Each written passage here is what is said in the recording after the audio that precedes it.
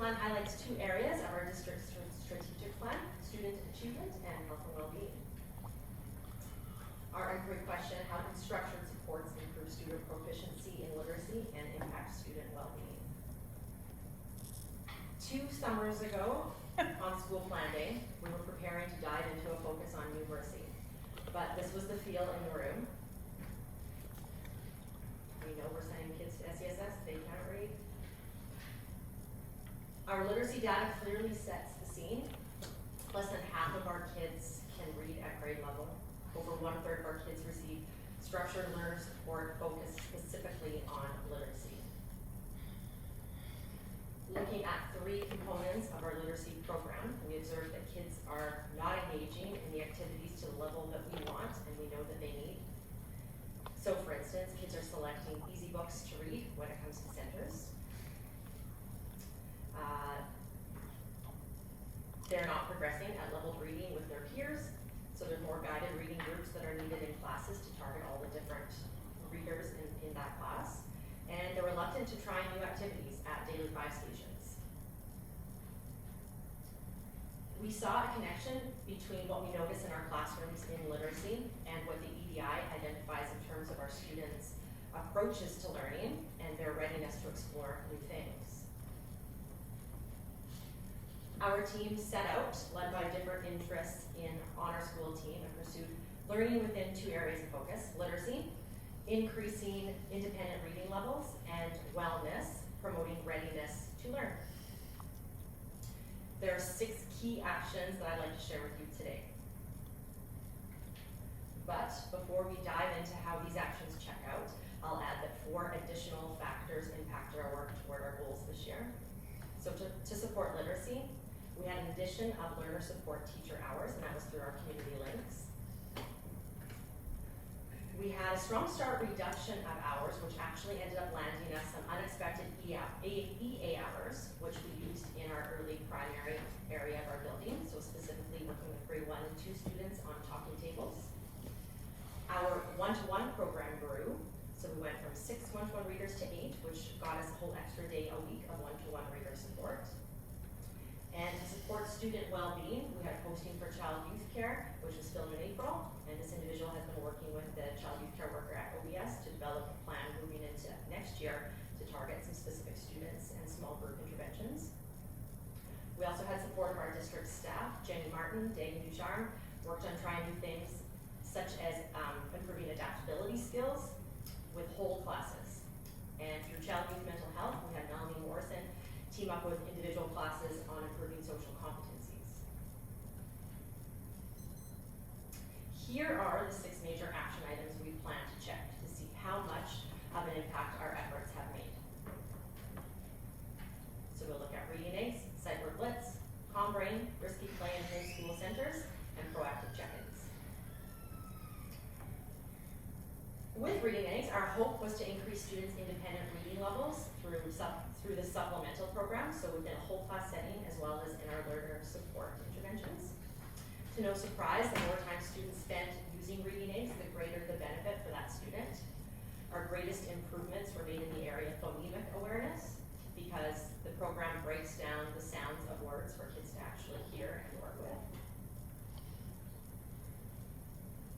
And most improvement noted in the area of our most struggling readers within a classroom setting, and we believe this is because in a group setting, the kids who are struggling the most are working on a program that all the other kids are also working on, but our struggling readers no doubt make the biggest gains.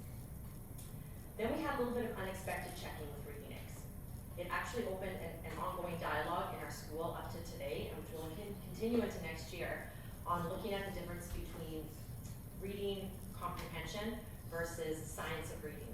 So we're looking for a way to blend these 2 ideas of teachers leaning heavily on one or the other in their classroom settings so that we have a more comprehensive literacy approach in all of our classes for next year.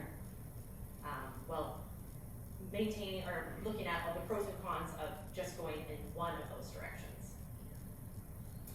Next would be our literacy blitz, which was a lot of fun.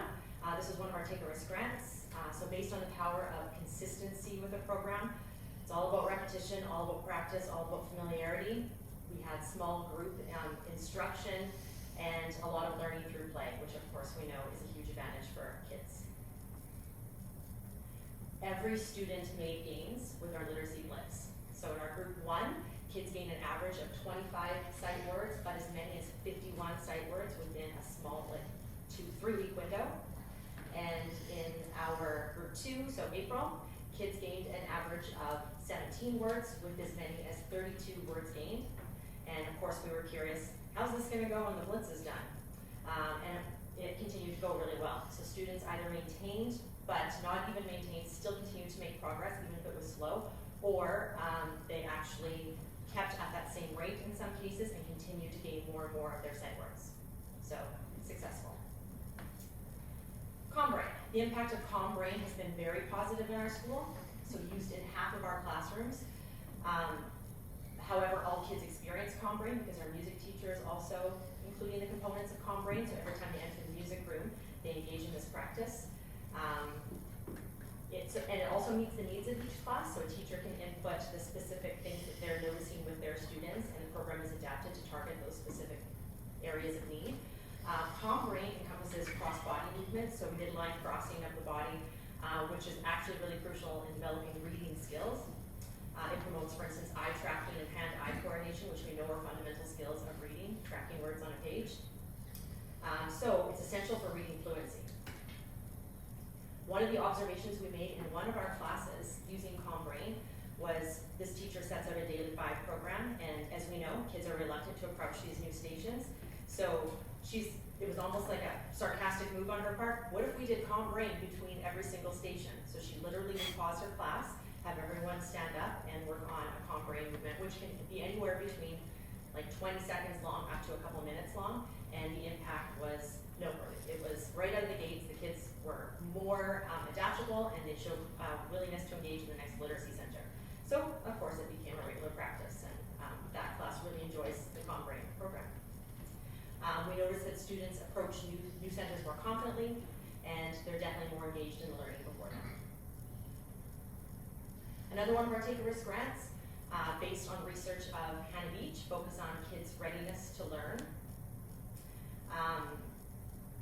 Through risky play and whole school centers, what I can tell you is that out on the playground, when new equipment arrives, it appears a little bit like the Hunger Games. Kids are rushing in to see this equipment, but it was really quiet because they're actually practicing communication through nonverbal means. So they're kind of like making eye contact with each other. They're not shouting. They're more like it's like they're all at this level of exploratory play, and no one's ever seen this stuff before, so they don't really know what to do. But then groups form, and it's multi-age groups, and there's interactions with kids that normally wouldn't interact. And it was a very calm type of play out there, and definitely a chance to practice their willingness to try new things. Now, furthermore, we also had whole school centers, which ran 3 times through our school year. And so whole school centers, basically every classroom sets up a series of centers, and we know what center time is in a classroom. You have different centers you can go to. But whole school centers, there's different centers in different spaces. So at scheduled time, kids leave their classroom, and in our first round, kids were tiptoeing out the door, not sure where they're going, unfamiliar environments, not sure what to expect there. By the second time, we noticed that kids either are gravitating to environments where they're more familiar with, even if they don't know what's going to happen in there, or they'll peek indoors and see in the classroom doors and see something that looks familiar that they want to try, even though they've never been in that space before. So they were practicing one or the other. By the third time we did this, the hallways were essentially clear. Kids just beelined off to a center. They felt more adaptable. It appeared that they looked more adaptable to go into a space and try something new. Our playground proactive check-ins. This is something that's been running through the year, and it's based on the work of Linda and Judy using the 2x10 strategy, but we're looking at it as a 2x5 strategy because essentially 2 times a day we have a recess break, morning and lunch break, 5 days a week, and the idea of this is for our supervisors or support staff to make connections with kids who we've identified as kids just strongly in need of an extra connection. It's considered a live list of students, so people can add or remove students anytime based on things that are happening maybe in the home-family dynamic.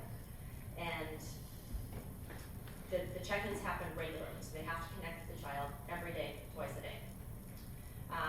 In addition to our playground check-ins, we expanded our breakfast club so that it's actually taking space in a physical space, so it's a welcoming space to gather students when they arrive.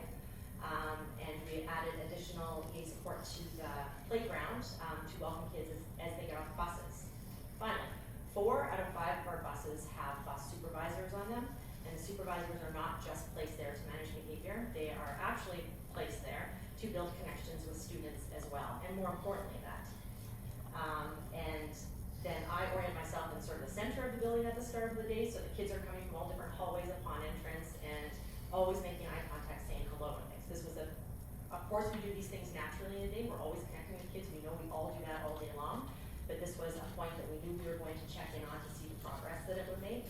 And what happened was, this live list of students that I mentioned, we were removing names off of it because they would connect with adults and they were better off connecting with other students, and suddenly our list was shrinking. So we're kind of scraping like, oh, well, who else can we find next? We want to be connecting with more kids. It was a really good feeling to take kids' names off a proactive check-in list, I can tell you that. And this whole piece actually exemplifies the work of Joe Crona and high expectation relationships. So we're really trying to understand who those unique little human beings are. Also referenced by Joe Crona, we know that student engagement in grade 3 can be measured at about 75% students engaged in school, and by grade 10 that number drops to 25%. When I had a chance to flip through the SESS MDI data, 2 areas that stand out, sense of belonging and academic self-concept. We have to recognize that our 2 schools, they are so connected, it's the same community of learners. So our mindset moving into next school year is we are a K-7 school. Every other school in our district is K-7. Our school technically ends at grade 4, but really we have to believe that we are working with students K-7. That's who we are. That's who we are pouring ourselves into.